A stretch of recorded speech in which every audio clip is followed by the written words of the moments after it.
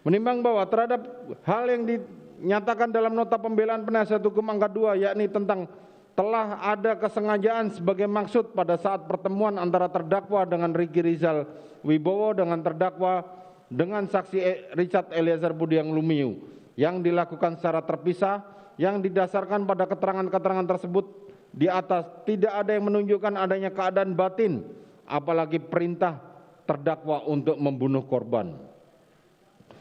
Bahwa terhadap pembahasan tentang hal-hal yang tertuang dalam pembelaan penasihat hukum terdakwa ini sudah pernah dilakukan pembahasan sebelumnya, yakni terhadap keterangan terdakwa yang tidak punya niatan untuk membunuh korban Yosua dan hanya mengatakan kepada saksi Ricky Rizal dan saksi Richard Eliezer untuk membackup terdakwa. Menurut majelis, hal tersebut hanyalah bantahan kosong belaka, mengingat apabila yang dimaksudkan sebagai niat atau kehendak terdakwa hanya membackup saja, maka instruksi itu hanya cukup pada saksi Ricky Rizal Wibowo dan terdakwa tidak perlu mencari pemeran tidak perlu mencari pemeran pengganti. Begitu saksi Ricky Rizal Wibowo mengatakan tidak sanggup menembak korban Nofriansah Yosua Huta Barat karena tidak kuat mental. Akan tetapi faktanya justru memanggil saksi Richard untuk mewujudkan kehendaknya membunuh korban Yosua Huta Barat. Menimbang bahwa oleh karenanya menurut majelis hakim nota pembelaan penasihat hukum angka 2 ini patut dikesampingkan pula. Menimbang bahwa hal yang dinyatakan penasihat hukum angka 3 dan 4 ini menyangkut dan berkaitan dengan keterangan saksi Richard Eliezer Budiang Lumiu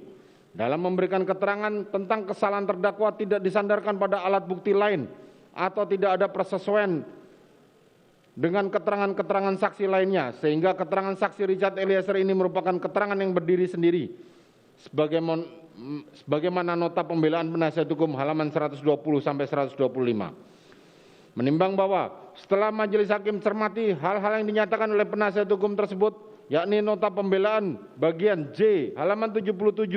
bagian L halaman 84, bagian M halaman 85, bagian D halaman 51, bagian C halaman 49 dan bagian B halaman 43, sebagian sudah dipertimbangkan yaitu bagian M dan bagian C. Sedangkan bagian pembahasan lainnya setelah diteliti pembelaan tersebut lebih didasarkan pada persesuaian keterangan saksi Ricky Rizal Wibowo, saksi Kuat Ma'ruf dan terdakwa yang juga telah dipertimbangkan dalam putusan ini, sehingga pembelaan angka 3 dan angka 4 ini patut untuk dikesampingkan.